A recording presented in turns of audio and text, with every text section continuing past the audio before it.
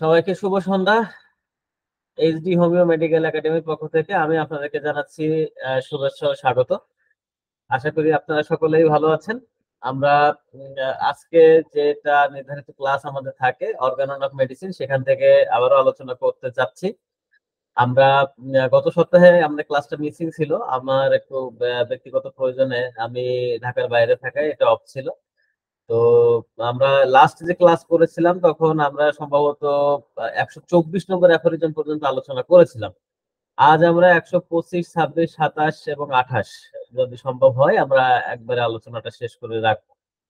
তো আমরা প্রিভিয়াস আলোচনাগুলোতে আমরা যেটা দেখেছি যে তখন আমরা দেখলাম যে কিভাবে করে প্রুভিং করতে হয়, প্রুভিং এর ক্ষেত্রে মানে কি কি সতর্কতা অবলম্বন করতে হয়, সেই সমস্ত রকম নির্দেশনা কিন্তু হ্যানিম্যান স্যার 124 নম্বর অ্যাফোরিজম পর্যন্ত কিন্তু খুব স্পষ্ট করে দিয়েছেন। এখন আমরা যে আজকে 125 থেকে আলোচনা করতে চলেছি, এখানে আসলে স্যার কি বলছেন, এখানেও আমরা দেখবেন যে টোটাল যখন আলোচনাটা আমাদের চলবে বা আলোচনাটা শেষ হবে আপনারা বুঝতে পারবেন এটা কিন্তু ওই প্রুভিং এরই একটা কিন্তু অন্য অংশ। হয়তো এর আগে আমরা যেগুলো দেখেছি সেক্ষেত্রে ভেষজের ভূমিকা, ভেষজের স্বতন্ত্রতা কিভাবে আমরা রক্ষা করতে পারি, সেই সমস্ত ক্ষেত্রে কি কি সতর্কতা আমরা অবলম্বন করব, সেই সমস্ত বিষয়গুলো কিন্তু ছিল। প্রত্যেকটা পয়েন্ট ধরে ধরে কিন্তু সেখানে এসেছে।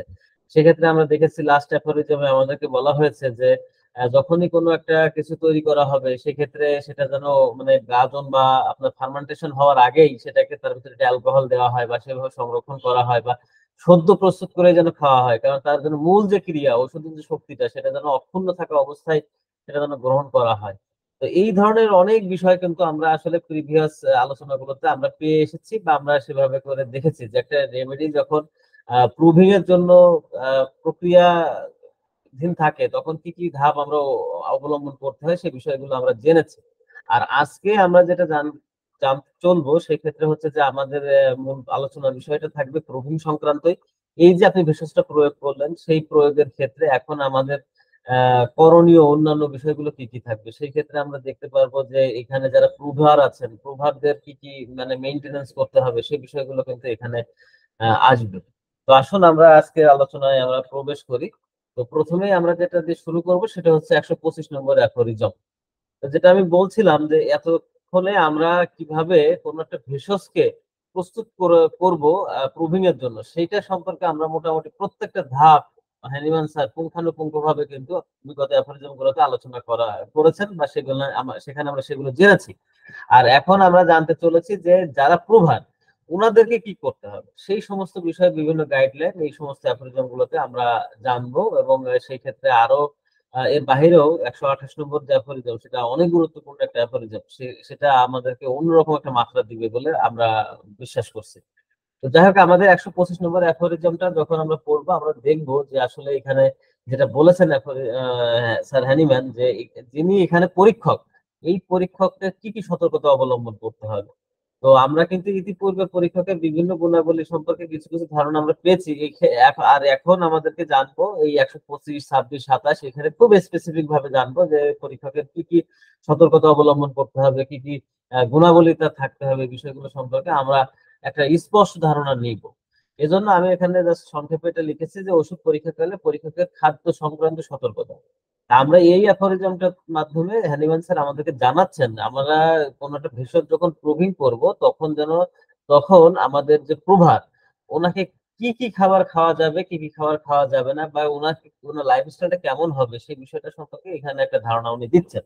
তো আসলে আমরা একটু পড়লে বিষয়গুলো খুবই সিম্পল, আমরা মানে সহজেই বুঝতে পারবো, এখানে কোনো ক্রিটিক্যাল কোনো কিছু নাই। এখানে স্যার শুরু করছেন এভাবে যে during all the time the experiment last the diet must be strictly regulated.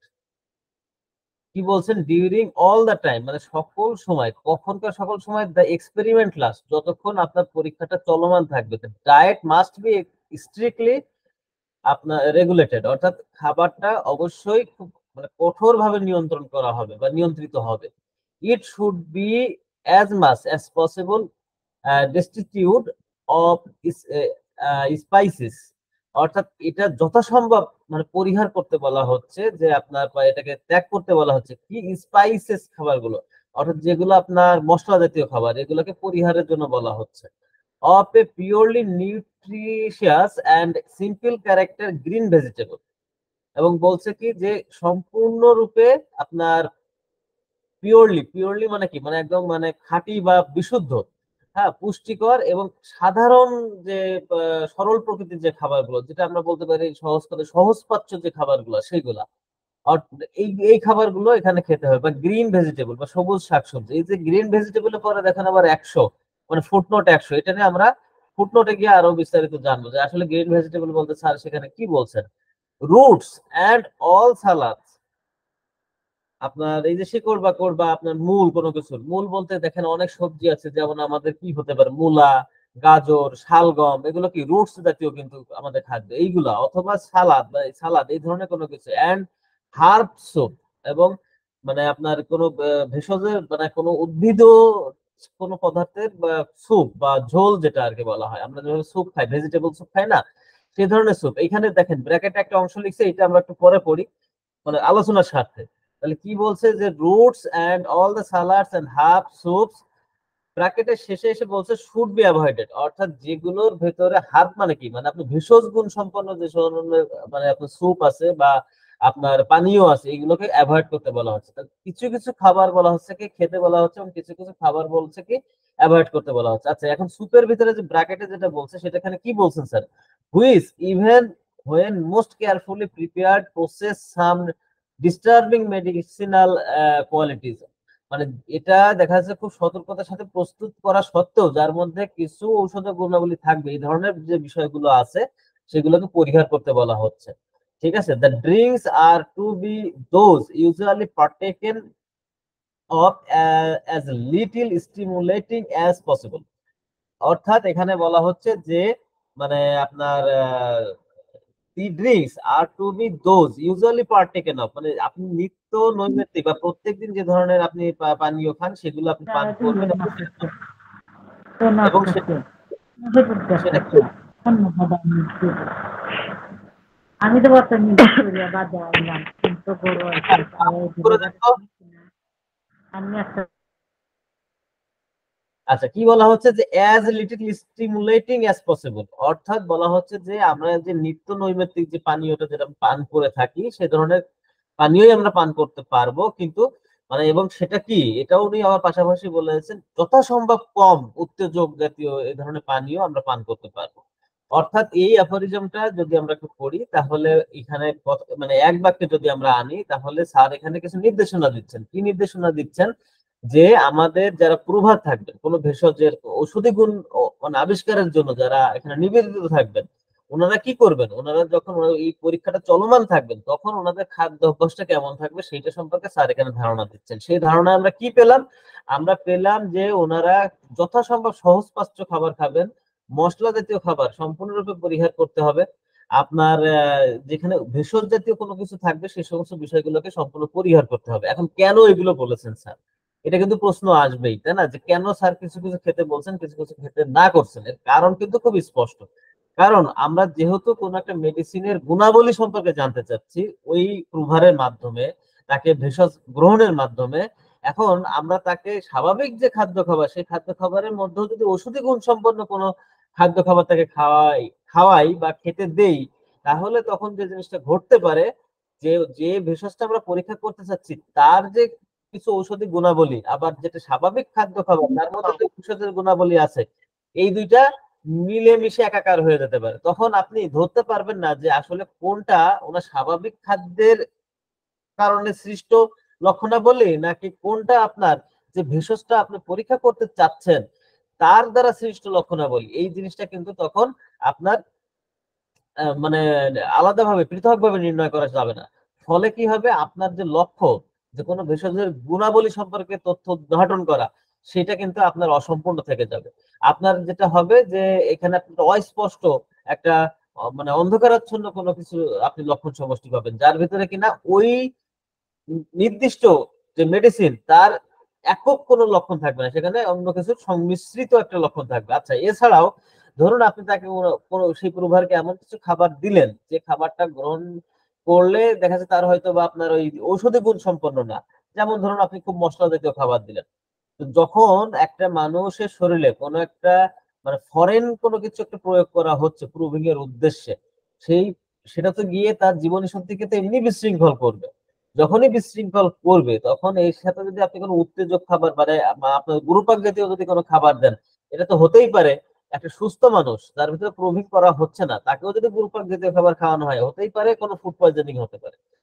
এই যে ওষুধ জাতীয় খাদ্য আপনি দিলেন না ঠিকই, কিন্তু এমন একটা খাবার খাওয়ালেন যেটাতে তার ফুড পয়জনিং হওয়ার সম্ভাবনা থাকবে বা হতে পারে। যদি এই সম্ভাবনাও থাকে এবং সেখান থেকে যদি ফুড পয়জনিং এর কারণে তার যদি লুজ মোশন হয়, এখন আপনি ধরতে পারবেন না এটি যে ইনগ্রিডিয়েন্ট তাকে পরীক্ষা করার জন্য খাওয়ানো হলো এটা কি তারই প্রতিক্রিয়া নাকি এই যে মশলা জাতীয় খাবারটা খাইলো তার প্রতিক্রিয়া।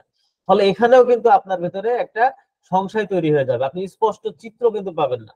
যে জন্য স্যার কিন্তু এখানে খুব সুন্দরভাবে স্পষ্ট ভাবে কিন্তু মেনশন করে যাচ্ছেন যে কি কি খাওয়া যাবে, কি কি খাওয়া যাবে না। এবং এতটাই সূক্ষ্মভাবে উনি বলে যাচ্ছেন যে একদম স্পষ্ট ভাবে বলছেন মশলা জাতীয় খাবার পরিহার করতে বলছেন। আবার কি বলছেন যে উনি এখানে মানে যেগুলো খুব মানে পুষ্টিকর খাবার, এমন পুষ্টিকর খাবার যেটা সহজ পাচ্ছ সহজে খুব সিম্পলি আপনার এটা সহজে হজম করা সম্ভব হয়, সেই ধরনের খাবারই আপনাকে গ্রহণ করতে বলা হচ্ছে। এবং পাশাপাশি কোনো আপনার যে সালাদ আছে বা আপনি দেখবেন অনেক কিছু আছে যেগুলোতে কিন্তু ঔষধি গুণ থাকে। যেমন ধরুন আমি যেটা বললাম গাজর বা আপনার মূলা, এগুলো কিন্তু মানে এদেরও কিন্তু কিছু না কিছু গুণাবলী আছে। কিন্তু আর একটা উপাদান আছে, যেমন ধরুন আমাদের হতে পারে আদা, হতে পারে আপনার পেঁয়াজ, হতে পারে রসুন, এগুলো কিন্তু ভেষজ গুণ রয়েছে। এখন আপনি যদি প্রচুর পরিমাণে কাঁচা পেঁয়াজ খান, সেই ক্ষেত্রে কিন্তু আপনার ওই যে প্রভার তার বডিতে কিন্তু পেঁয়াজের কোনো একটা প্রতিক্রিয়া কিন্তু ফুটে উঠতেই পারে। তো সেই সমস্ত ক্ষেত্রগুলোও কিন্তু আমাদেরকে নিয়ন্ত্রণ করতে বলা হচ্ছে। এবং ড্রিঙ্কিং এর ক্ষেত্রে স্যার যেটা বললেন যে এখানে অবশ্যই স্বাভাবিকভাবে আমরা যেভাবে পানীয় পান করে থাকি সেটাই গ্রহণ করতে হবে, এর অতিরিক্ত কোনো কিছু না। এবং যদি কখনো কিছু খেতে সেটা খুবই যেন কম উত্তেজক হয়।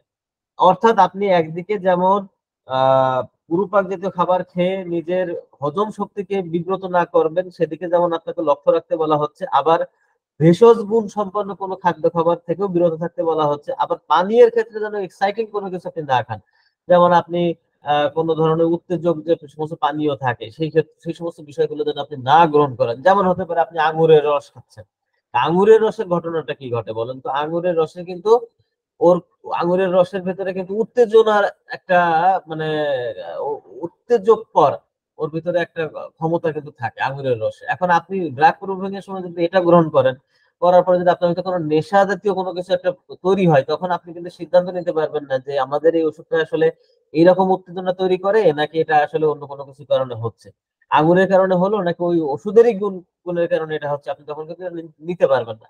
সঙ্গত কারণে আমাদেরকে কিন্তু এই সমস্ত সতর্কতাগুলো খুব মানে খুবই সতর্ক ভাবে এই বিষয়গুলো কিন্তু আমাদেরকে মেনটেন করতে হবে, না হলে আমাদের যে লক্ষ্য বা যে উদ্দেশ্য সেটা কিন্তু সফল হবে না। এখন এখানে যে দুইটা ফুটনোট আছে সেখানে স্যার আরো খুব স্পষ্ট করে বলছেন এই বিষয়গুলো। যেমন আমরা গ্রিন ভেজিটেবলের ওখানে দেখলাম যে একটা ফুটনোট দেওয়া আছে, এটা ফুটনোট 100। এখানে স্যার কি বলছেন দেখেন, বলছেন যে young green piece, green French beans, boiled potatoes, and in all cases carrot are allowable as the least medicinal vegetables। অর্থাৎ মানে এটা যদি একবার পড়া হয় আমার মনে হয় সব প্রত্যেকের কাছে বিষয়টা ক্লিয়ার হয়ে গেছে। স্যার কি কি খেতে বলছেন? বলছেন ইয়াং গ্রিন পিস, মানে আপনার যেটা এটা পিস বলতে ওই যে মটরশুটির যে দানাগুলো থাকে সেরকম কোনো কিছু, হ্যাঁ, যে এইটা খাওয়া যেতে পারে। গ্রিন ফ্রেঞ্চ বিনস মানে আপনার আপনার যে সিমের যে বিসি সেই ধরনের কোনো খাবার আপনাকে কিন্তু খাওয়ার জন্য স্যার এখানে বলছেন। এবং বলছে boiled potatoes in all cases, carrots are allowable. অর্থাৎ অ্যালো মানে কি? অনুমোদন দেওয়া। কি অনুমোদন দিচ্ছেন? সিদ্ধ আলু, এবং উনি বলেছেন কি যে আপনার যে গাজর এটাকে উনি কিন্তু অ্যালো করে গেছেন। কেন করেছেন সেটাও বলছেন যে মানে as the list medicinal vegetables, অর্থাৎ এর ভিতরে মানে তেমন কোনো ওষুধি গুণ নাই বা খুবই ন্যূনতম রয়েছে। এজন্য স্যার যেটা কিনা আমাদের মূল যে মেডিসিন যেটা আমরা প্রুভ করতে চাচ্ছি সেইটা পরে তার ক্রিয়াকে ঘটাতে কোনো বাধা দিবে না বা তার সাথে নতুন কোনো লক্ষণ তৈরি করে আপনার সেই বা তার প্রকাশিত লক্ষণকে দূষিত করবে না। এই জন্য এটাকে উনি অনুমোদন দিয়ে গেছেন। তাহলে আমরা কি কি পেলাম যে আপনার মটরশুটি দানা এই ধরনের ডাল জাতীয় কিছু একটা, বা আপনি সিমের বিচি এই ধরনের কিছু খেতে পারবেন, সিদ্ধ আলু এগুলো আপনি যে প্রভাব তাকে অ্যালাউ করতে পারেন, এবং গাজর সর্বক্ষেত্রে গাজর, এটা স্যার স্পষ্ট করে বলে গেছেন। আচ্ছা, এবার ফুটনোট 101 স্যার যেটা বলছেন, the subject of experiment must either be not in a habit of taking pure wine. দেখুন স্যার এখানে খুব স্পষ্ট করে, আগেরটাতে আপনার মানে খাবারের কিছু সবজির নাম বলছে, আর এখানে স্যার কিন্তু বলে যাচ্ছেন যে আমাদের পানীয় সংক্রান্ত বিষয়টা এখানে কিন্তু বলছেন। সে পানীয় সংক্রান্ত বিষয় কি কি বলছেন উনি? বলছেন যে the subject of experiment must either be not in the habit of taken, মানে আপনার এই সমস্ত অভ্যাসগুলো থাকা চলবে না। কি কি থাকা চলবে না? অফ টেকেন পিওর ওয়াইন,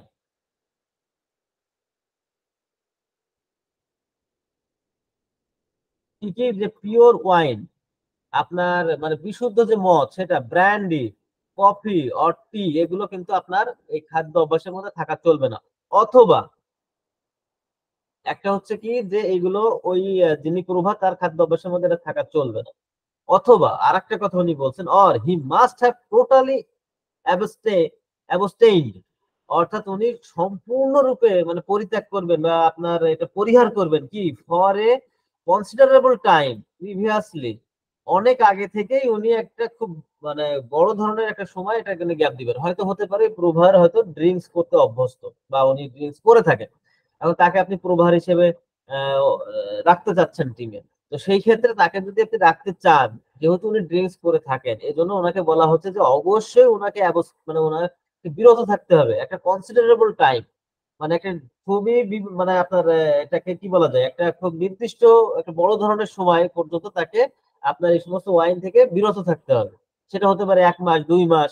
কারণ এই যে এতদিনে সে ওয়াইন সে খাচ্ছে, তার তো বিভিন্ন ধরনের মানে আপনার আমাদের যে অর্গান গুলো আছে সেগুলো কিন্তু প্রভাবিত করে রেখেছে, যেহেতু উনি নিয়মিত খান। ফলে ওই প্রভাব থেকে মুক্ত সুস্থ সবল অর্গান সমৃদ্ধ ব্যক্তিকেই তো আমরা প্রুভ করব।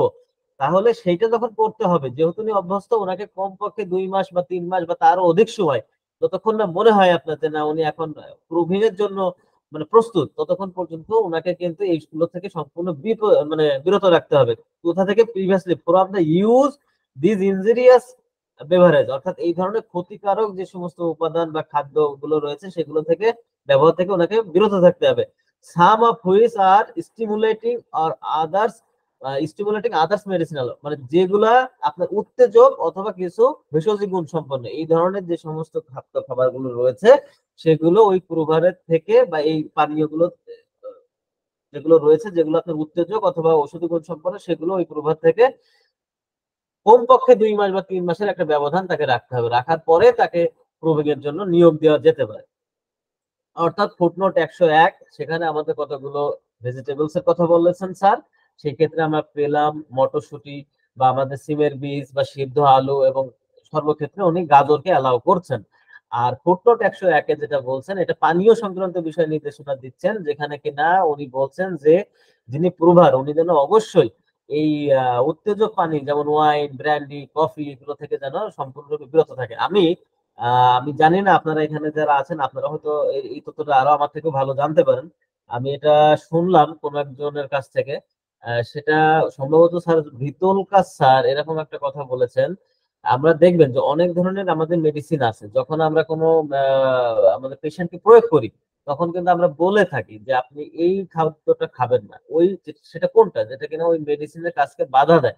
যেমন আমরা প্রায় একদম কমন একটা কথা রয়েছে যে আমরা যদি কোনো পেশেন্টকে থুজা প্রয়োগ করি, আমরা বলি কাঁচা পেঁয়াজটা খাবেন না। কেন? কাঁচা পেঁয়াজ থুজার যে ক্রিয়াটা সেটাকে আপনার নিউট্রালাইজ করে দেয় বা এটাকে মানে অ্যান্টিডট করে ফেলে, এই জন্য আমরা নিষেধ করে থাকি। এখন অনেক ক্ষেত্রে এমনটাও পাওয়া যায়, যেমন কফি যদি আমরা এই ওষুধটা প্রয়োগ করি সেক্ষেত্রে কফি খেতে না করি।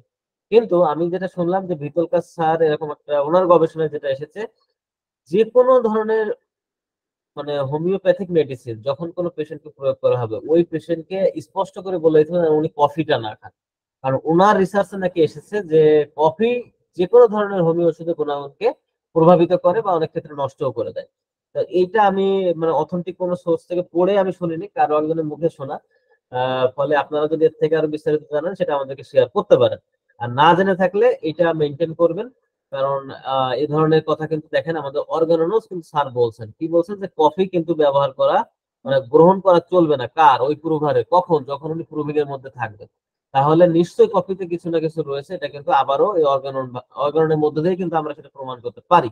তো সঙ্গত কারণে আমরা এই সমস্ত খাদ্য খাবার গুলো যেন আমাদের প্রুভাররা না গ্রহণ করেন সে ব্যাপারে সতর্ক থাকবো, অথবা উনি যদি এটাতে অভ্যস্ত থাকেন তাহলে ওনাকে একটা খুবই বিবেচনাযোগ্য একটা সময় তাকে দিব যেন উনি এইটা থেকে বিরত থাকেন, স্বাভাবিক খাদ্য খাবার খান, তারপরে ওনাকে প্রুভিং এর মধ্যে আমরা আনবো। তো এইটা ছিল আমাদের 125 নম্বর অ্যাফোরিজমের আলোচনা। এখন আমরা যেটা করবো সেটা হচ্ছে 126 নম্বর অ্যাফোরিজম। 126 নম্বর অ্যাফোরিজমটা আমি এখানে দুইটা পার্ট রেখেছি, কিন্তু আমি আলোচনা করবো মূলত আমাদের 6th এডিশনই। ওইটা আমরা এখানে আলোচনায় আনবো না, কারণ ওটা আমাদের প্রয়োজনও না। তো সেই জন্য আমরা মূল আলোচনায় যাই। 126 নম্বর অ্যাফোরিজমটা আসলে আমাদেরকে কি বলছেন? 126 নম্বর অ্যাফোরিজমে আমাদেরকে স্যার যে নির্দেশনাটা দিচ্ছেন সেটা আমরা যেটা পাই সেই ক্ষেত্রে এখানেও আসলে কতগুলো গুরুত্বপূর্ণ বিষয় এখানে কিন্তু স্যার বলে যাচ্ছেন। এবং 126 নম্বর অ্যাফোরিজমটা আপনার যেটা হয় যে আমাদের এখানে যারা প্রভার থাকবে তাদের সম্পর্কে বেশ কতগুলো গুণাবলীর কথা এখানে স্যার মেনশন করে গেছেন, যে আমরা কোন একজন প্রভারকে যখন নির্বাচন করব তার ওষুধ প্রুভিং এর জন্য, তখন তার কি কি গুণাবলী থাকা লাগবে সেই বিষয়টা আসলে স্যার এখানে উল্লেখ করেছেন। তো সেটা আমরা অ্যাফোরিজমটা যখন আমরা পড়বো তখন আমাদের কাছে মানে স্পষ্ট হবে যে আসলে সেই বিষয়গুলো কি কি আমাদের স্যার এখানে বলেছেন, যে একজন প্রভারের এই গুণাবলী থাকতে হবে। তো এই গুণাবলীগুলো তার চরিত্রের সাথে সংশ্লিষ্ট, এই গুণাবলী তার মানে তার যে চারিত্রিক যে বৈশিষ্ট্য, তার বৈশিষ্ট্যের সাথে সংশ্লিষ্টতা রয়েছে। সবকিছু মিলায়ে ওই প্রভাবটা কেমন হবে, কেমন যোগ্যতা সম্পন্ন থাকতে হবে, সেই বিষয়টা কিন্তু স্যার আসলে এই অ্যাফোরিজমে মেনশন করছেন। তো আমরা সেই বিষয়টা এখন জানবো, এবং পরবর্তীতে কোন গুণাবলীটা কেন উনি এখানে রাখছেন সে বিষয়টা আমি চেষ্টা করব আরো সূক্ষ্মভাবে তুলে ধরার জন্য। তো আমরা এই অ্যাফোরিজমে জানতে চলেছি যে আমাদের প্রভারের কি কি গুণাবলী থাকতে হবে সেই বিষয়টা সম্পর্কে আমরা এখন জানবো। তা আসলে আমরা একটা অ্যাফোরিজমটা সবাই একসাথে পড়ি। এখানে স্যার বলছেন the person who proving the medicine, the person মানে ওই ব্যক্তি বা যে ব্যক্তি হু প্রুভিং যিনি কিনা প্রুভ করবেন দ্য মেডিসিন ঔষধ must be preeminently trustworthy and conscientious and due conscientious। আচ্ছা এইটুকু আগে আমরা বুঝি যে ওনাকে কি বলছেন, যে তাকে কি হতে হবে? মাস্ট প্রিএমিনেন্টলি ট্রাস্টওয়ার্দি, মানে যিনি ওষুধ প্রুভিং করবেন তাকে অবশ্যই একজন বিশ্বস্ত ব্যক্তি হতে হবে। এখন এটা তো দেখা যাচ্ছে কোনো যুদ্ধক্ষেত্র না যাদেরকে বিশ্বস্ত হতে হবে, এটা তো কোনো গোয়েন্দা টিম না যে বিশ্বস্ত হতে হবে। তাহলে এটা আবার কি ধরনের বিশ্বস্ততা? সেই বিশ্বস্ততা নিয়ে আমরা আলোচনা করবো, বাট আমরা আগে পড়ে নিই যে আসলে কি কি গুণ থাকতে হবে। যে উনি বলছেন এখানে ওনাকে বিশ্বস্ত হতে হবে, আবার কি বলছেন উনি আরেকটা শব্দ এখানে বলছেন কনসিয়ান্সাস, অর্থাৎ ওনাকে অবশ্যই ন্যায়বান বা বিবেকবান হতে হবে। একটা মানুষ উনি ওষুধ প্রুভিং করবেন তার জন্য ন্যায়বান বা বিবেকবান সেটা কেন হতে হবে? এটা তো কোনো সততার পরীক্ষা না। কিন্তু সেটা যে কি আমাদের অর্গাননে বা আমাদের হোমিওপ্যাথিতে এই জিনিসটা কেন প্রয়োজন সেটা আমরা একটু পরে আমরা সেই বিষয়গুলো দেখবো। এবং বলছেন কি and during the whole time of the experiment, এবং সমগ্র সময় কিসের? এই পরীক্ষার avoid all over exertion of mind and body. কি করতে হবে ওই ব্যক্তিকে, ওই প্রুভারকে কি করতে হবে? এক্সারশন মানে কি? মানে পরিশ্রম, মানে মনের এবং শারীরিক সমস্ত রকম পরিশ্রমকে কি করতে হবে? অ্যাভয়েড করতে বলেছেন, অ্যাভয়েড করতে হবে। All sorts all sorts of dissipation and disturbing passions, dissipation and disturbing passions, অর্থাৎ মানে সব রকম আপনার যেটা আপনার কি বলে মানে অপচয়কারী যে ধরনের, যদি আবিধানিক অর্থ করি তাহলে অপচয়কারী যে ধরনের মানে ক্রিয়াকলাপ, সেটা অপচয়কারী বলতে স্যার আসলে এখানে বোঝাচ্ছেন আপনি যেটাকে বলা হয় মানে কি বলি, এটা হতে পারে যে আপনার যৌন উত্তেজক যে সমস্ত কাজ কর্মগুলো আছে বা যৌন ক্রিয়া বলেন সেগুলোকে আপনার মানে এই সময়টাতে নিয়ন্ত্রণে রাখার জন্য বলা হচ্ছে, ঠিক আছে।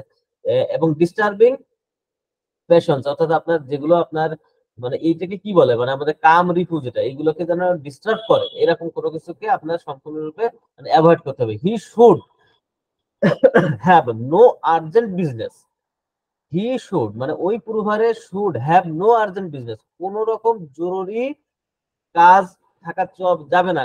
টু ডিস্ট্রাক্ট মানে কি? তাকে বিভ্রান্ত করে হিজ অ্যাটেনশন, তার যে মনোযোগ, তার মনোযোগকে বিভ্রান্ত করে, তার মনোযোগকে সরিয়ে দেয় এমন কোন আর্জেন্ট কাজে তাকে নিযুক্ত হওয়া যাবে না। He should have no urgent business to distract his attention. তার যে মনোযোগ, এই মনোযোগটাকে যেন কোনো দিকে মানে না হয়ে যায়, বিপদগামী না হয়ে যায় বা বিচলিত না হয়ে যান, বা ওনার ট্র্যাকটা যেন চেঞ্জ না হয়, ওনার মনোযোগটা, সেই রকম কোন জরুরি কাজ ওনাকে এই সময় ওনার থাকা চলবে না। এটাই স্যার বলছেন। হি মাস্ট ডিভোটেড হিমসেলফ, অর্থাৎ উনি সম্পূর্ণরূপে নিজেকে নিয়োগ করবেন, মানে ডিভোটেড হিমসেলফ মানে নিজেই নিজেকে নিয়োগ করবেন কিসে? Two careful self observation,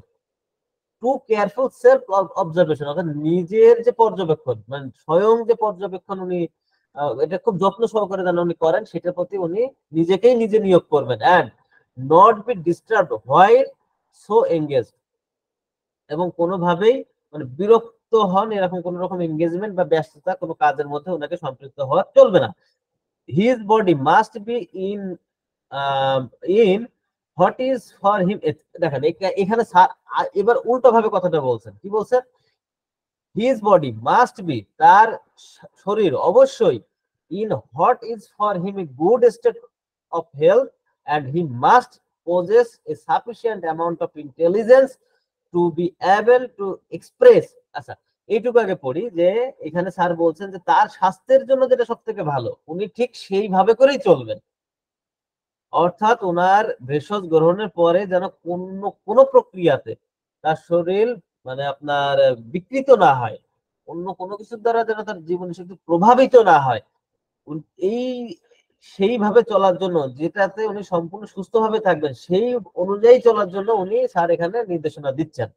and he must possess a sufficient amount of intelligence to be able, কি বলছেন যে উনি অবশ্যই ওনার মানে পর্যাপ্ত পরিমাণে সেই বুদ্ধিমত্তা ওনার এখানে রাখতে হবে বা ওনাকে এখানে প্রদর্শন করতে হবে। কেন? টু এক্সপ্রেস, প্রকাশ করতে, এন্ড ডিসক্রাইব, বর্ণনা করতে।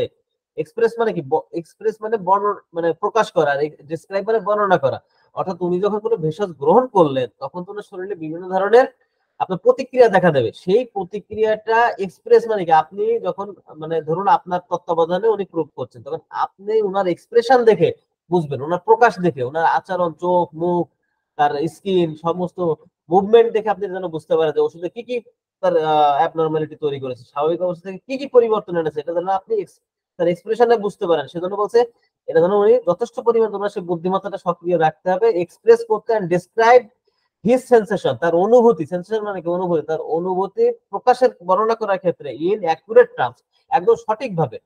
অর্থাৎ ওই প্রুভারের শরীরে যে লক্ষণগুলো অ্যারাইজ করবে সেই লক্ষণগুলা এক্সপ্রেস করতে অ্যাজ এ আপনি অবজারভার, মানে আপনার তত্ত্বাবধানে যদি হয়, আপনি অবজার্ভ করছেন আপনার এই প্রুভারের শরীরে কি কি লক্ষণ প্রকাশ পাচ্ছে, এটা যেন এই যে এক্সপ্রেস হচ্ছে ওনার মাধ্যমে, এটাও যেন স্পষ্ট ভাবে হয়। তার জন্য ওনাকে যথেষ্ট বুদ্ধিমত্তা মানে অবস্থায় থাকতে হবে। এবং উনি নিজ থেকেও অনেক কিছু বর্ণনা করবেন যে আমার এখন মাথায় ব্যথা করছে, মাথার ভিতরে হাতুড়ি দিয়ে পেটাচ্ছে, আমার মনে হচ্ছে না সুই কেউ ঢুকাই দিচ্ছে, এই যে বিভিন্ন অনুভূতির কথা ওনার ভিতরে যে আসবে। হ্যাঁ, ওনার মনে হচ্ছে না পেটের মধ্যে বোধহয় একটা তক্তা, এদিকে মানে ডান থেকে বাম পর্যন্ত একটা বড় আড়াআড়ি একটা কাঠের কোনো তক্তা রয়েছে। এই যে অনুভূতি গুলো, এটা কি ওনার মানসিকতা যদি স্বাভাবিক অবস্থায় না থাকে, ওনার স্বাভাবিক চিন্তা ভাবনার মধ্যে যদি না থাকেন, বা ওনাকে যদি উনি যদি সঠিকভাবে কনসেন্ট্রেশন দিতে না পারেন, তাহলে তো এই জিনিসটা উনি প্রকাশ করতে পারবেন না। তাই স্যার বলছেন এইগুলো প্রকাশের স্বার্থে অবশ্যই ওনাকে যথেষ্ট পরিমাণে আপনার বুদ্ধিমত্তা দিয়ে এই কাজটা করতে হবে, এবং এইগুলো যেন বিঘ্নিত না হয়, ওনার কনসেন্ট্রেশন যেন বিঘ্নিত না হয়, ওনার মনোযোগ যেন বিচ্ছিন্ন না হয়। সেই জন্য কি কি করা যাবে না সেই বিষয়ে স্যার কিন্তু স্পষ্ট করে বলছেন। সেখানে আমরা কি কি পেলাম? এখানে আমরা পেলাম যে তার যেন শারীরিক এবং মানসিক অতি পরিশ্রম যেন উনি না করেন। যে কেন করবেন না? আপনি প্রত্যেকটা জিনিসই লজিক্যালি চিন্তা করবেন যে কেন স্যার এটা নিষেধ করছেন। কারণ আপনি যখনই দেখবেন সুস্থ অবস্থাতে কখনো শারীরিক বা মানসিক ভাবে যদি অতিরিক্ত কোনো পরিশ্রম করে বসেন, যেমন অনেক দুর্বলতা অ্যারাইজ করছে, এখন ওষুধের কারণে দুর্বলতা অ্যারাইজ হচ্ছে নাকি এই পরিশ্রমের কারণে হলে এটা তখন বুঝতে পারবেন না। অর্থাৎ আগের যে সূত্রটা, সেখানে আমরা দেখেছিলাম কি খাদ্য খাবারের কারণে প্রভাবিত হতে পারে, আর এখানে কি বলা হচ্ছে প্রুভারের মানে জীবনগত যে অভ্যাস সেটার কারণে তার চিন্তা ভাবনা কেমন হবে, সে মানুষ হিসেবে কেমন হবে, তার কি কি করা যাবে না, মানে অভ্যাসগত বা তার চারিত্রিক যে বিষয়গুলো রয়েছে সেই বিষয়গুলোর প্রতি স্যার এখানে দৃষ্টিপাত করছেন। এখানে কিন্তু খাদ্য খাবারের বিষয়টা স্যার আনছেন না, কিন্তু মূল লক্ষ্য কিন্তু একই। ওখানে খাদ্য খাবার দ্বারা তার জীবনী শক্তি প্রভাবিত হতে পারতো, এখানে তার এই সমস্ত অভ্যাস বা এই ধরনের এঙ্গেজমেন্ট বা এই ধরনের কার্যকারিতা দ্বারা তার কিন্তু এই জীবনী শক্তি বা ওনার মনোভাব কিন্তু পরিবর্তিত হতে পারে বা প্রভাবিত হতে পারে। যে কারণে এগুলো যেন কোনো কিছু প্রভাবিত করতে না পারে তার জন্য স্যারের এই সূত্রটা অবতারণা করা। এখন প্রথমে আমি এখানে বলছিলাম যে এখানে বিশ্বস্ততার একটা কথা রয়েছে, এখানে ন্যায় বা বিবেকবানের একটা কথা রয়েছে, তাহলে এগুলো কেন? হ্যাঁ, এগুলো তো আসলে অন্যান্য ক্ষেত্রে বেশি প্রয়োগ হয়, এখন প্রুভারের ভিতরে কেন? কারণ হচ্ছে যে এখানে বিশ্বস্ততা যদি না থাকে তার প্রতি, যে এই লোকটা মিথ্যা কথা বলবে না, আপনি যখনই কোনো একটা লক্ষণের কথা উনি বলছেন তখন কিন্তু আপনি যে লিখবেন এটা যেন উনি যে সঠিক কথা বলছেন এই বিশ্বাসটুকু তারপরে থাকতে হবে, মানে ওরকম বিশ্বাসী ব্যক্তি উনার হতে হবে। ঠিক আছে, ওনার ভিতরে এবং উনার ভিতরেও সেই বিবেকটা থাকতে হবে, ওনার ভিতরে সেই ন্যায় পরায়ণতা থাকতে হবে, যে না, আমি কোনো মিথ্যা কথা বলবো না। উনি হয়তো বানিয়ে কিছু বলবেন, এটা যেন উনি কখনো না করেন, সেই রকম গুণাবলী সমৃদ্ধ ব্যক্তিকেই এখানে মানে প্রুভার হিসেবে থাকার কথা স্যার বলছেন, বা যিনি প্রুভিং করবেন ওনার ভিতরে যেন এই বৈশিষ্ট্যগুলো থাকে। এখন এই সূত্রটাকে ভাঙলে তাও আমরা কতগুলো গুণাবলী বা কতগুলো বৈশিষ্ট্য আমরা এখানে পাই, যেগুলো আমি আপনাদের সুবিধার্থে এখানে ভেঙে ভেঙে রেখেছি। আশা করি আমরা সেগুলো নিয়েও কথা বললে আরো বিষয়টা ক্লিয়ার হবে। এখানে আমি এটাকে নাম দিয়েছি কোয়ালিটিজ অফ প্রুভার, অর্থাৎ একজন যে পরীক্ষক, পরীক্ষকের কি কি গুণাবলী থাকতে হবে সেই বিষয়গুলো আসলে এখানে পয়েন্ট আউট করার চেষ্টা করেছি সূত্রের আলোকে। কেউ কিছু করেছেন, কেউ কিছু বলবেন?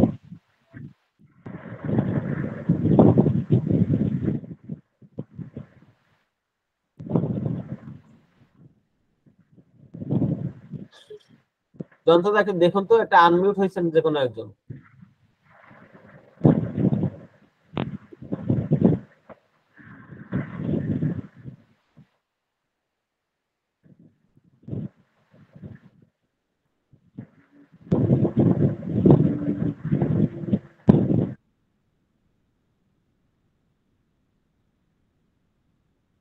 আচ্ছা, যেখানে ছিলাম, তাহলে এখানে আমরা কি কি পাচ্ছি, যে ট্রাস্টওয়ার্দি যে শব্দটা মানে বিশ্বস্ততা, এখানে অবশ্যই তাকে বিশ্বাসী হতে হবে, মানে আপনি তারপরে যেন আস্থা রাখতে পারেন যে না, এই লোকটা মিথ্যা বলবে না।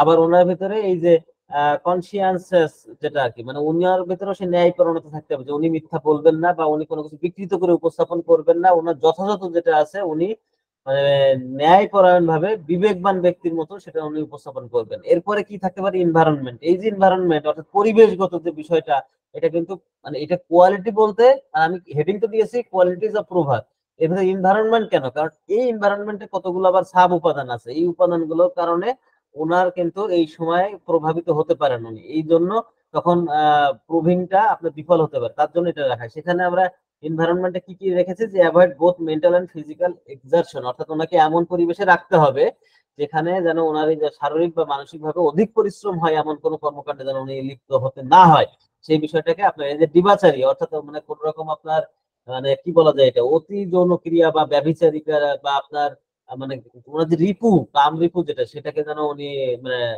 লাম্পট্য যেটাকে বলা হয়, এরকম ধরনের কোনো কোনো মানসিকতা বা এরকম ধরনের কোনো পরিবেশ উনি না পান, সেই বিষয়টার প্রতি যেন লক্ষ্য রাখতে হবে, কারণ এগুলো খুবই ইম্পর্টেন্ট। এগুলোর কারণে টোটাল ওনার যে মানে মেডিসিনাল যে গুণাবলী সেটা কিন্তু বিকৃত ভাবে উপস্থাপিত হতে পারে। তারপরে কি ডিস্টার্বিং প্যাশন, যে যে সমস্ত কারণে উনি হয়তো বিরক্ত হন, হয়তো এগুলো কোনো কিছু ওনার ভিতরে নাই, বাট ওনার ভিতরে কোনো একটা কারণে হয়তো বিরক্তির উদ্রেক হয়, কোনো একটা কারণে দেখা যায় সেই জিনিসটা ওনার সামনে হয়তো বারবার হচ্ছে, তো সেটা যেন না হয়। এবং এই এই ক্ষেত্রে এটাও কিন্তু আসতে পারে, যেমন ধরুন অনেকের বিভিন্ন ধরনের ফুলের গন্ধে ওনার ভিতরে প্রতিক্রিয়া তৈরি হতে পারে, সেটা যেন ওনার কাছাকাছি না আসে, বা ওনাকে যেন এমন পরিবেশ দেওয়া হয় এটা যেন না হয়। যেমন হতে পারে না যে অনেকে হয়তো অনেক সাউন্ড দিয়ে গান বাজনা পছন্দ করে না, কিন্তু ওনাকে ওষুধ প্রুভিং এর সময় এমন এক জায়গায় রাখা হয়েছে প্রচুর গান বাজনা, প্রচুর লাউড হচ্ছে, উনি খুব ডিস্টার্ব হচ্ছেন, ফলে ওনার যে এতে এতে করে কি হচ্ছে, ওনার জীবনী শক্তি প্রভাবিত না হলেও যে জিনিসটা হতে পারে, হয়তো ওষুধের প্রতিক্রিয়ার কারণে ওনার ভিতরে কোনো একটা লক্ষণ ওই সময় আসছিল, কিন্তু উনি এতটাই ডিস্টার্ব, ওনার নিজের দিকে নিজে উনি ফোকাস দেননি,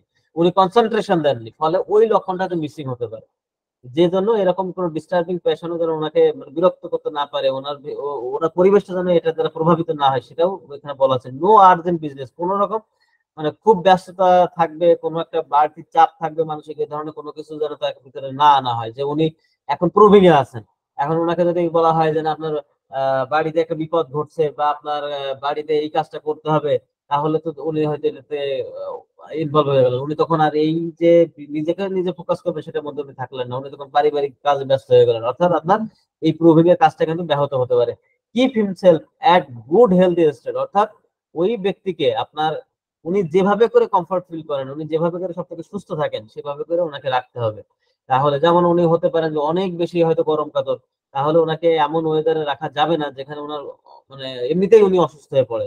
তাহলে ওনাকে এমন একটা এনভায়রনমেন্ট দিতে হবে, এমন একটা পরিবেশ দিতে হবে যেখানে কিনা উনি স্বাভাবিক সুস্থভাবে মানে থাকতে পারেন। কতদিন অন্তত পক্ষে যতদিন আমরা প্রুভিং এর কাজটা ওষুধের সব রকম লক্ষণগুলো ওনার মধ্যে থেকে যতক্ষণ না নিতে পারছি ততক্ষণ পর্যন্ত ওনাকে কিন্তু এই জিনিসগুলো মেনটেন করতে দিতে হবে, না হলে কিন্তু আপনার এই কাজগুলো সফল হবে না। এরপরে বলা হচ্ছে কি কনসেন্ট্রেট কমপ্লিটলি অ্যাট হিমসেলফ, অর্থাৎ সম্পূর্ণরূপে উনি যেন ওনার নিজের প্রতি এই যে এত এই সবকিছুই কিন্তু আয়োজন করা হচ্ছে ওই কারণে যে যেন ওনার নিজের প্রতি উনি নিজে সম্পূর্ণরূপে মনোযোগ দিতে পারেন।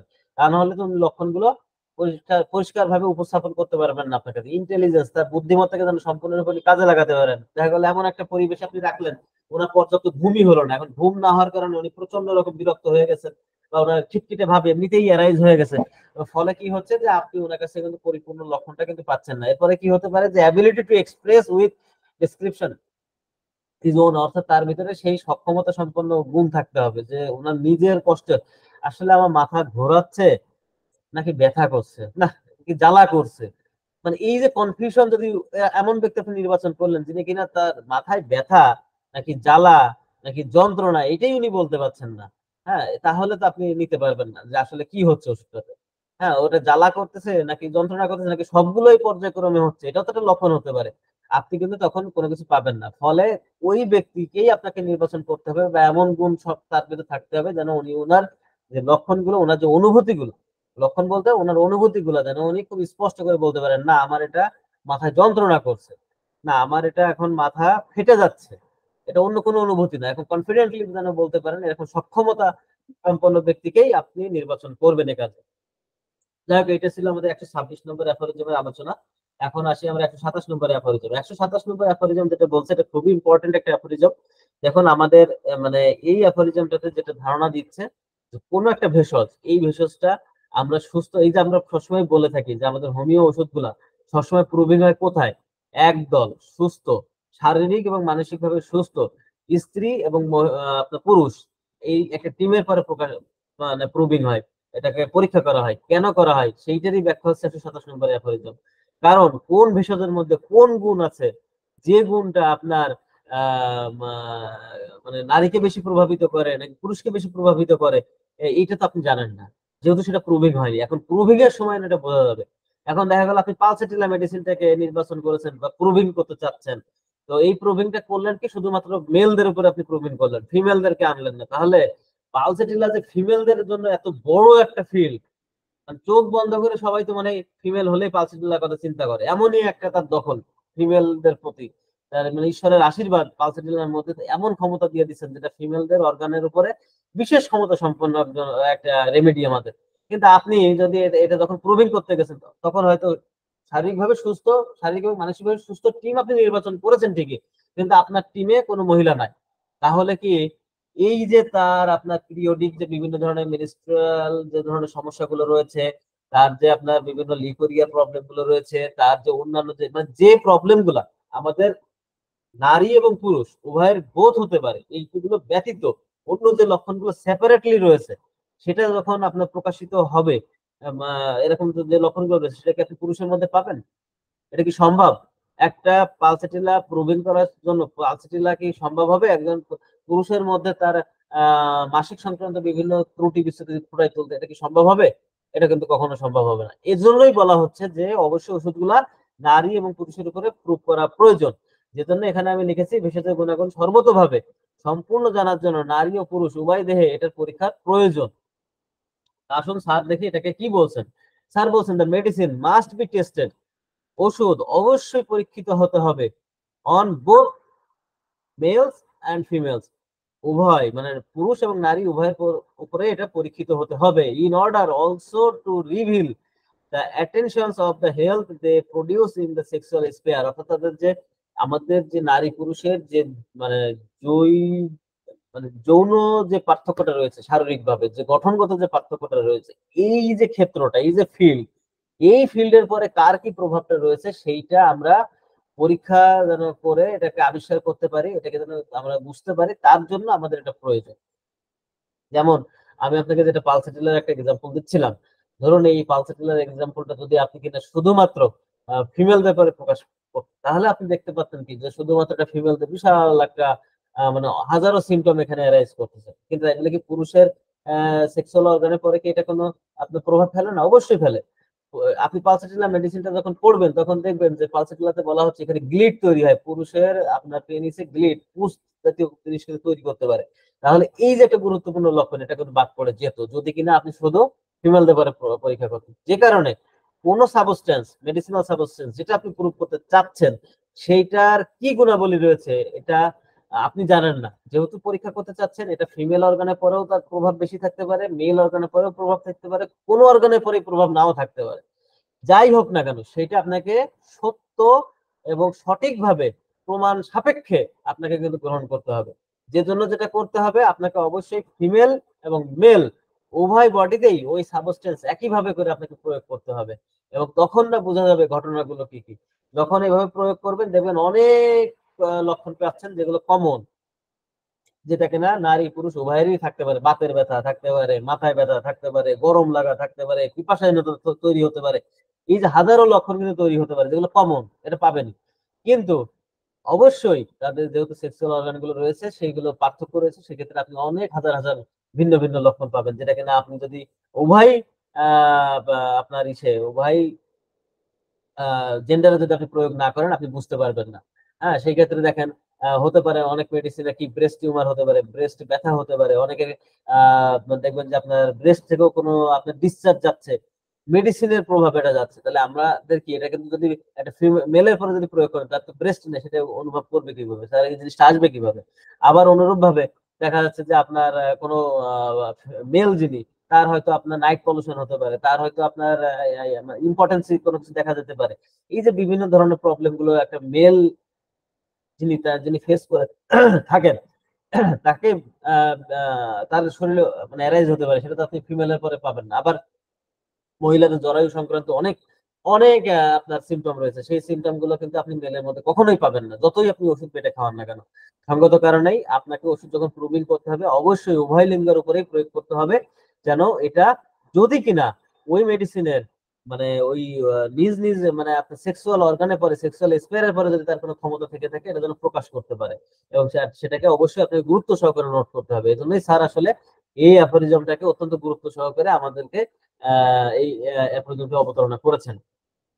এখন আসুন আজকের আলোচনার সর্বশেষ অ্যাফোরিজম, এবং এটা খুবই গুরুত্বপূর্ণ একটা আলোচনা, কারণ এখানে আমরা অনেক একটা ভিন্ন মাত্রা কিছু পেতে যাচ্ছি মানে এই অ্যাফোরিজমটাতে। কারণ এতক্ষণ যে কথাগুলো বলেছি সেগুলো প্রায় কাছাকাছি একটা আলোচনা, কিন্তু এখানে আমরা এসে একটু অন্য মাত্রার আলোচনা পাবো। সেটা কি পাবো? আমরা এতক্ষণ কি কি আলোচনা করলাম, যে যদি আমরা সেই প্রিভিয়াস আলোচনা থেকে দেখি, তাহলে এট এ গ্লান্স আমরা যেটা পেতে পারি, সেক্ষেত্রে আমাদের ওষুধ প্রুভিং এর সময় কি কি সতর্কতা মেনটেন করতে হবে সেটা কিন্তু আমরা এখানে পেয়ে গেছি।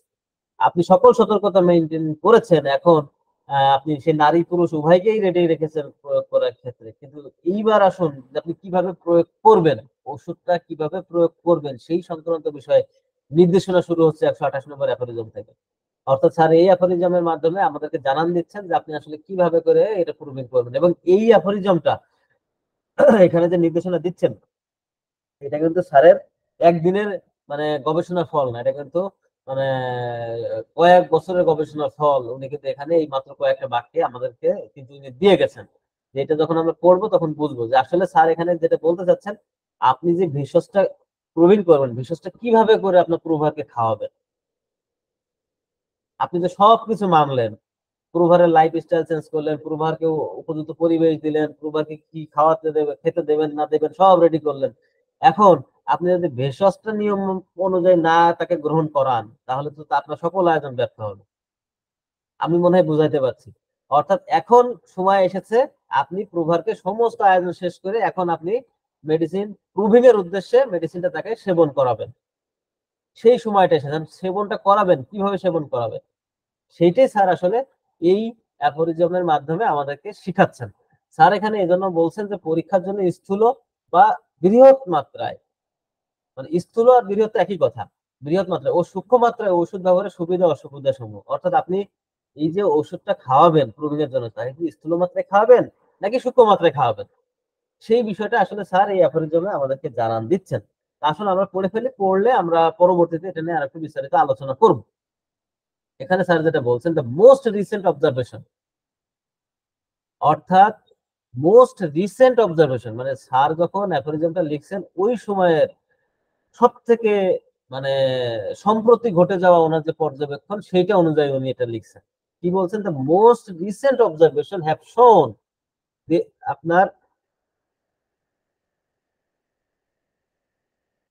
অর্থাৎ মানে অতি সম্প্রতি যে পর্যবেক্ষণগুলো স্যার করেছেন সেই পর্যবেক্ষণগুলো হ্যাভ শোন ওনাকে দেখাচ্ছে কি, দ্যাট মেডিসিনাল সাবস্টেন্স অর্থাৎ ঔষধি গুণ সম্পন্ন উপাদান when taken in their crude state, এই কথাটা মার্ক করুন যে কি বলা হচ্ছে, যখন এই ঔষধি গুণ সম্পন্ন উপাদানটা গ্রহণ করা হচ্ছে কখন, ইন দেয়ার ক্রুড স্টেট অর্থাৎ তাদের স্থূল মাত্রায় যখন এটা গ্রহণ করা হচ্ছে, বাই কার দ্বারা, বাই দ্য এক্সপেরিমেন্টার অর্থাৎ যিনি পরীক্ষক তার দ্বারা যখন এটা গ্রহণ করা হচ্ছে, ফর দ্য পারপোজ, কেন গ্রহণ করা হচ্ছে, ফর দ্য পারপোজ উদ্দেশ্য, of testing their particular effect, এই পিকুলিয়ার ইফেক্ট তাদের যে বিশেষ যে বৈশিষ্ট্যগুলো আছে ওই সাবস্টেন্সের সেইটা প্রভাবটা পরীক্ষা করার জন্য যে তাকে খাওয়ানো হচ্ছে, তখন কি হচ্ছে, ডু নট এক্সিবিট অর্থাৎ প্রদর্শন করে না, এক্সিবিট মানে প্রদর্শন করা, কি প্রদর্শন করে না, ডু নট এক্সিবিট মানে কখন এটা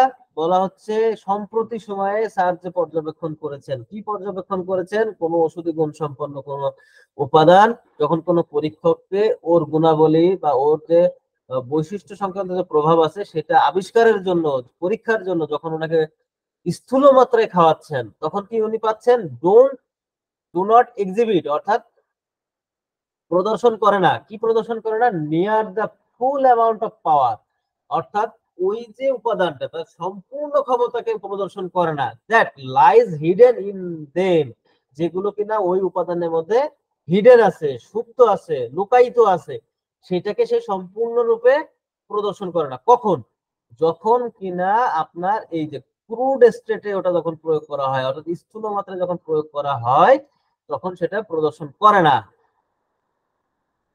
তারপর কি, in which them, in them which they do, which they do when they are taken for the same object। দেখো পরবর্তী লাইন কত সুন্দর স্যার এখানে বলছেন, যখন একই উদ্দেশ্যে সেম অবজেক্ট এইটা যখন গ্রহণ করা হয় কিভাবে, in high dilution potentized by proper trituration and succussion, যখন এই একই উদ্দেশ্যে এই উপাদানটাকেই গ্রহণ করা হচ্ছে কিন্তু কিভাবে, এবার কিন্তু প্রক্রিয়াটা ভিন্ন, আগে বলছিল ক্রুড স্টেট, এখন উনি বলছেন হাইলি ডাইলিউশন পটেন্টাইজড মানে শক্তিকৃত, কিভাবে শক্তিকৃত, বাই প্রপার ট্রাইটুরেশন অর্থাৎ ঘর্ষণ, ট্রাইটুরেশন মানে ঘর্ষণ, মানে যথাযথ ঘর্ষণ এবং সাকসেশন যেটা ঝাঁকুনি, আমাদের ওষুধে কি ঝাঁকুনি দিলে শক্তি চেঞ্জ হয়, এই ঝাঁকুনির মাধ্যমে যখন প্রস্তুতকৃত হয় এবং সেইভাবে যখন গ্রহণ করানো হয় তখন যে পরিমাণে লক্ষণ প্রকাশিত হয় সেই তুলনায় আগে সে ক্রুড স্টেটে স্থূল মাত্রায় খাওয়ালে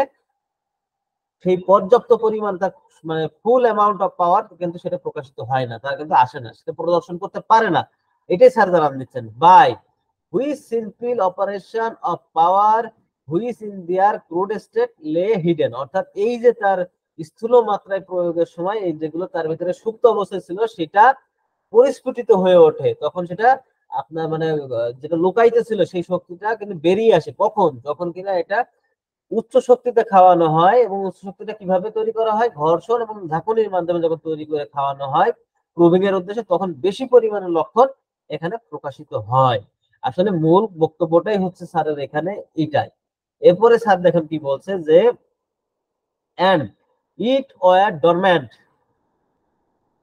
কি এই যে হিডেন ছিল অথবা ডরম্যান্ট মানে কি এটা সুপ্ত অবস্থায় ছিল, are developed and roused into activity to an incredible extent, একটা অবিশ্বাস্য রকম মানে ভাবে তার প্রভাবটা তখন সে দেখায়, এর ভিতরে সুপ্ত শক্তি ছিল সেইটা, এবং সে মানে এর ভিতরে যে ক্ষমতা ছিল ওষুধে, সেটা কিন্তু অবিশ্বাস্য রকম ভাবে জাগ্রত হয়ে তার সুপ্ত অবস্থা থেকে বেরিয়ে এটা কিন্তু প্রদর্শন করতে পারে। এটাই আসলে এখানে বলছে, ইন দিস ম্যানার, এই প্রকারে। দেখুন, এ পর্যন্ত কিন্তু একটা ক্লজ বলা যেতে পারে, মানে একটা থিঙ্কিং, একটা এই সূত্রের একটা পার্ট বলা যেতে পারে এই পর্যন্ত। আমি এই পর্যন্ত আবারও সার সংক্ষেপটা একটু বলি। স্যার এখানে সহজ বাক্যে, মানে যেটা বলছে সেটাকে সহজ বাক্যে উপস্থাপন করলে বিষয়টা এমন দাঁড়ায় যে যখন কোনো ভেষজ আপনি প্রোটিনের উদ্দেশ্যে প্রয়োগ করবেন কোনো প্রভারের শরীরে, তখন যদি সেটাকে স্থূল মাত্রায় আপনি প্রয়োগ করেন, সেই স্থূল মাত্রায় প্রয়োগকৃত উপাদানটি তার শরীরে যতটা না তার লক্ষণ প্রকাশ করতে পারে, মানে তার থেকে অধিক পরিমাণে, এবং মানে এটা অবিশ্বাস্য রকম ভাবে ফুটে ওঠে ওই ওই একই উপাদানের আপনার আপনার বৈশিষ্ট্য বা একই উপাদানের যে ক্ষমতা, ঔষধি ক্ষমতা, সেটা বেশি মানে অবিশ্বাস্য রকম ভাবে ফুটে ওঠে। কখন? যখন কিনা সেটাকে ঘর্ষণ এবং ঝাঁকুনির মাধ্যমে উচ্চ শক্তিতে প্রস্তুত করে প্রয়োগ করা হয়। সোজা কথায়, স্থূল মাত্রায় প্রয়োগ করলে কম শক্তি প্রদর্শন করতে পারে ভেষজটি, আর যখন আপনি শক্তিযুক্ত মাত্রায় প্রয়োগ করবেন তখন সেটা অধিক পরিমাণে এটা প্রয়োগ করে, মানে আপনার এরাইজ করে, তার যে লক্ষণ এটা এরাইজ করে। তাহলে এইটা গেল একটা পার্ট, এই অ্যাপারিজমটার একটা পার্ট। এর পরবর্তী পার্টটা শুরু হচ্ছে এখান থেকে। স্যার এখানে এইটুকু দিয়ে, মানে এই পর্যন্ত একটা কথা এনে এখান থেকে রেস্ট এনে উনি আরো একটা জিনিস এখানে এস্টাবলিশ করে গেছে। কি এস্টাবলিশ করেছেন আসুন আমরা পড়ি। ইন দিস ম্যানার, মানে এই প্রকারে, উই উই নাও ফাইন্ড, আমরা এখন মানে খুঁজে পাই বা আমরা এখন দেখি, it best to investigate the medicinal powers even of such substance are হয়ে গেল আর as a rare deemed weak। দেখুন, এই শব্দটা মাথায় রাখুন। স্যার এখানে বলছেন যে এই একই প্রকারে যদি আমরা মানে আপনার এই একই ধারায় যদি আমরা এটা ই করতে যাই, ইনভেস্টিগেট করতে যাই, মানে অনুসন্ধান করতে যাই কি, যে ওষুধের ক্ষমতা সম্পর্কে, কাদের ওষুধ, কোন ওষুধের ক্ষমতা সম্পর্কে, যেগুলো কিনা একটু ডিমড উইক, মানে একটু অপেক্ষাকৃত আপনার কম ক্ষমতা সম্পন্ন বা একটু দুর্বল ভেষজ ক্ষমতা সম্পন্ন যে উপাদান আছে, তাদের পরীক্ষার ক্ষেত্রে আমি এখন কি করব সেই বিষয়টা স্যার এখানে বলছেন। আচ্ছা, এখানে একটা জিনিস বলে রাখি, আমরা তো জানি যে আমাদের সকল ভেষজের কিন্তু একই রকম ক্ষমতা না। কোন কোন ভেষজ আছে কম শক্তিশালী, কোন কোন ভেষজ আছে অধিক শক্তিশালী, মানে এদের প্রতিক্রিয়া দেখানোর ক্ষমতা অনেক বেশি। স্যার এখানে যেটা বলছেন, যারা একটু দুর্বল প্রকৃতির ভেষজ আছে তাদের ক্ষেত্রেও যদি আমরা একই প্রক্রিয়া এটা করি, তাহলে কি হবে, and the plan we adopt it to give the experimenter, যদি আমরা পরীক্ষাকে একই রকম ভাবে দিই, অন অ্যান এমটি স্টোমাক, কি খালি পেটে, এমটি স্টোমাক মানে খালি পেটে, অর্থাৎ মানে যখন তার খাদ্য খাবারহীন যে অবস্থা সেটা, মানে যেটা আমরা সকালে ঘুম থেকে উঠে আমাদের সাধারণত ওষুধ খেতে বলি, কেন বলি, খালি পেটে খাওয়ার কথা বলি। সেরকম একটা পরিবেশে ডেইলি, প্রত্যেকদিন, কিভাবে বলছে, 4 or 6 ভেরি স্মল গ্লোবিউলস, 4টে অথবা 6টা গ্লোবিউলস, কিন্তু সেটা কি ধরনের গ্লোবিউলস, অফ দ্য 30 পটেন্সি, অর্থাৎ 30 শক্তি সম্পন্ন কোন ভেষজের 4টা অথবা 6টা গ্লোবিউলস যদি আমরা দেই, এখন কিভাবে দেই সেটাও স্যার বলছেন এখানে। দেই, এই যে পটেন্সি অফ সাচ সাবস্টেন্স, মানে ওই ওই উপাদানের যদি 30 শক্তির 4টে বা 6টা গ্লোবিউলস যদি আমরা খাওয়াই, কিভাবে খাওয়াই, মস্টেন্ডেড উইথ এ লিটল ওয়াটার, অর্থাৎ একটা মানে সামান্য পরিমাণ পানি দ্বারা একটা ভিজানো অথবা ডিসলভ মানে দ্রবণ তৈরি করা, or less water and thoroughly mixed, অথবা মানে খুবই অল্প পরিমাণ পানিতে এটা দ্রবীভূত করে, অথবা সরাসরি মিশায়ে let him continue for several days, কিছুদিন যাবত এটা যদি খাওয়ানো হয়, সেই ক্ষেত্রেও আমরা এটা পরিলক্ষিত হয়।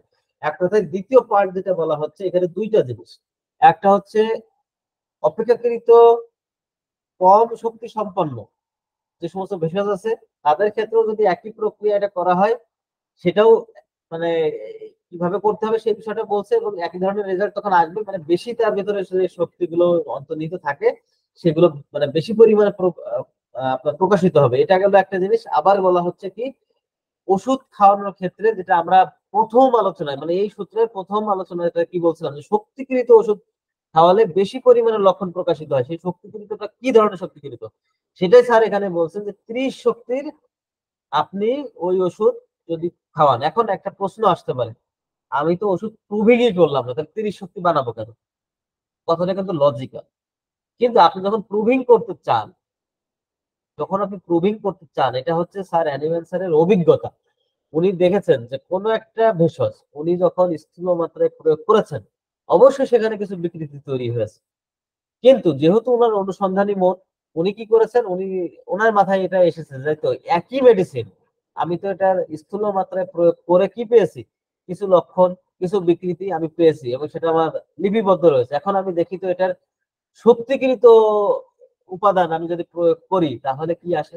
উনি প্রয়োগ করে দেখেছেন যে না, এখানে আরো বেশি লক্ষণ আসে, আরো বেশি স্বাতন্ত্রতা পাওয়া যায়, আরো বেশি বৈশিষ্ট্য সম্পন্ন লক্ষণ প্রকাশিত হয়, যেটা কিনা ওই উপাদানের মধ্যে সুপ্ত অবস্থায় ছিল, যেটা কিনা ওই উপাদানের মধ্যে লুকায়িত অবস্থায় ছিল, যেটা কিনা ওই অবস্থা ওই উপাদানের মধ্যে থেকে মানে বিকশিত হয়েছে।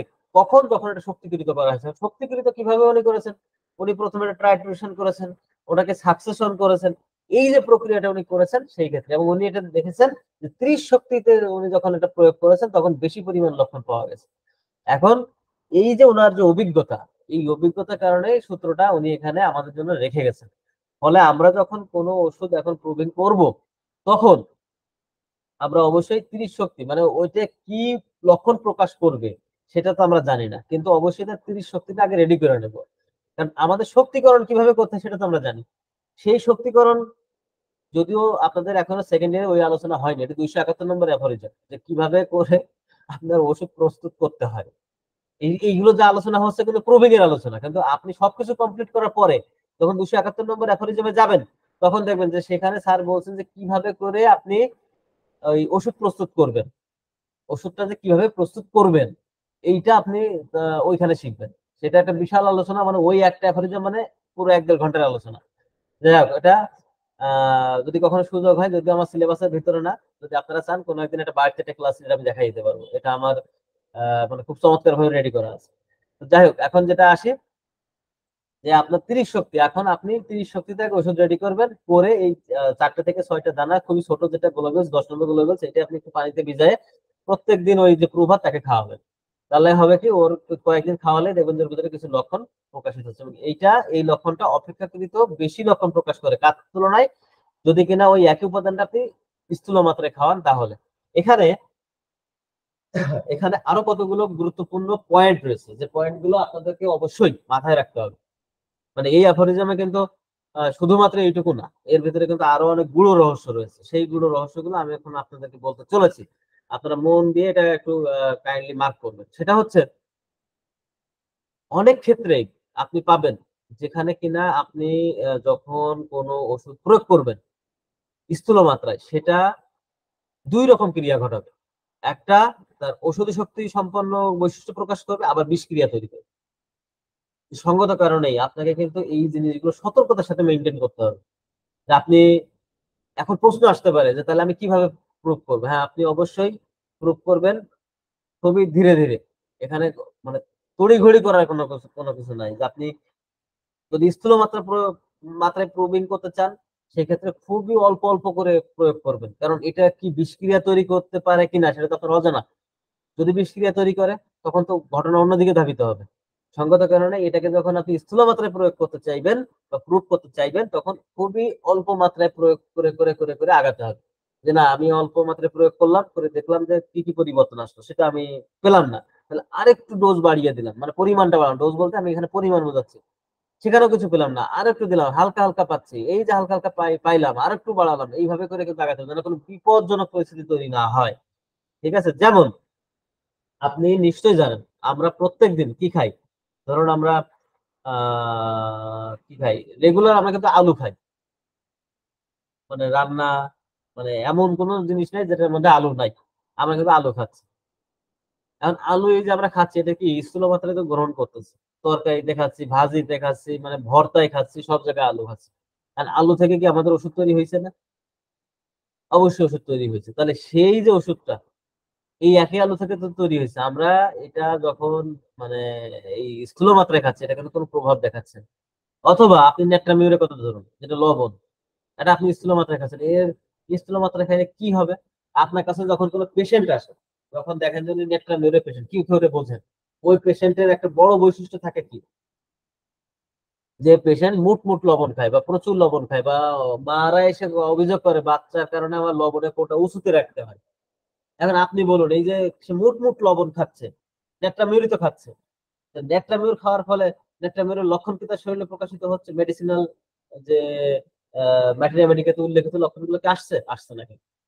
অর্থাৎ যখন স্থূল মাত্রায় খাওয়ানো হয় তার যে ক্ষমতা থাকে কম প্রদর্শন করে, কিন্তু এই একই নেট্রামিউরকে যখন আপনি ঘষে মেজে ঝাঁকুনি দিয়ে একটা শক্তিকৃত অবস্থা দিচ্ছেন, দেখেন হাজার হাজার লক্ষণ, কল্পনাও করা যায় না যেটা, যে লবণের মধ্যে এত ক্ষমতা নিহিত আছে। অনুরূপ ভাবে লাইকোপোডিয়ার সেম অবস্থা। এই ধরনের ওষুধগুলোকে কখনো স্থূল মাত্রায় প্রয়োগ করে পরিপূর্ণ চিত্র পাওয়া যায় না, যে কারণে আমাদেরকে অবশ্যই এখানে সূক্ষ্ম মাত্রা প্রয়োগ করতে হবে। আরো সতর্কতা রয়েছে, যেমন আপনার ধরুন সাপের বিষ, এটা যদি আপনি নর্মাল অন্যান্য সিনকোনা গাছের বাকল যেমন গ্রহণ করা যায়, এভাবে যদি আপনি ল্যাকেসিস গ্রহণ করেন, আপনি কি বাঁচবেন? তাহলে এই সমস্ত বিষয়গুলোকে কিন্তু আপনাকে মানতে হবে, এগুলোকে বুঝতে হবে। যেমন মার্কারি ঘটিত, মানে মার্কারির সাথে রিলেভেন্ট যত রকম ওষুধ আছে, এই ওষুধগুলোকে আপনি গ্রহণ করতে পারবেন? র গ্রহণ করতে পারবেন? এটা কিন্তু গ্রহণ করা সম্ভব না, কারণ র গ্রহণ করলে ঔষধি গুণের পাশাপাশি তার বিষক্রিয়া শুরু হয়ে যাবে।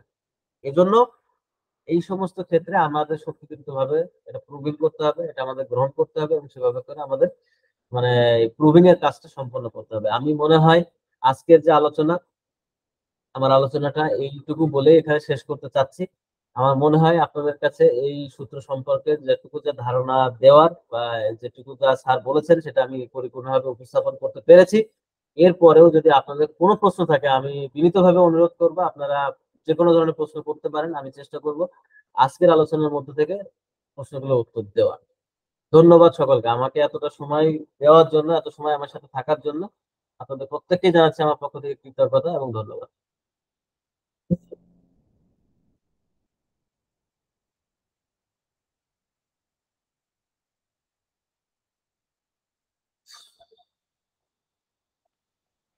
থ্যাংক ইউ দাদা।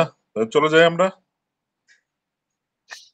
ঠিক আছে ভাই, অনেকটা রাত হয়ে গেছে। আচ্ছা, হ্যাঁ, ভালো থাকেন। আচ্ছা, ভালো থাকেন।